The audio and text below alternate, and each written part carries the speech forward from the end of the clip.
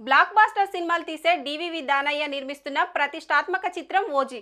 ఈ సినిమా చాలా కాలం కిందటే మొదలైంది. ఆ తర్వాత పవన్ కళ్యాణ్ రాజకీయాల్లో బిజీ కావడంతో షూటింగ్ కి బ్రేక్ పడింది. సుజిత్ దర్శకత్వం వహిస్తున్న ఈ సినిమా హీరో కాంబినేషన్ లేని సన్నివేశాలు శరవేగంగా పూర్తవుతున్నాయి. ఈ చిత్రానికి సంబంధించి పవన్ కళ్యాణ్ అభిమానులకు హోరెత్తించే ఓ అప్డేట్ ఇప్పుడు బయటకొచ్చింది. ఈ సినిమాలో పవన్ కళ్యాణ్ కుమారుడు అకిరానందన్ ఓ కీలకమైన పాత్ర పోషిస్తున్నాడట. ప్రస్తుతానికి ఆయనకు సంబంధించిన దృశ్యాలు చిత్రీకరణ పూర్తయిందట. అకిరానందన్ నటించే సన్నివేశాలు ఓజీ సినిమాలో కీలకంగా ఉంటాయని తెలుస్తుంది. తమ అభిమాన హీరో వారసుడు టాలీవుడ్ ఎంట్రీ గురించి వస్తున్న అప్డేట్స్ తో పవన్ ఫ్యాన్స్ ఫుల్ ఖుషి అవుతున్నారు. అయితే అకిరానందన్ కు పవన్ కళ్యాణ్ కాంబినేషన్ సీన్లు ఉంటాయా లేదా అన్నది మాత్రం ప్రస్తుతానికి సస్పెన్స్ గానే ఉంది. పవన్ కళ్యాణ్ కు సంబంధించిన సన్నివేశాలు కూడా షూట్ చేసి 2025 మార్చిలో ఓజీని విడుదల చేయాలని దానయ్య ప్లాన్ చేస్తున్నారు.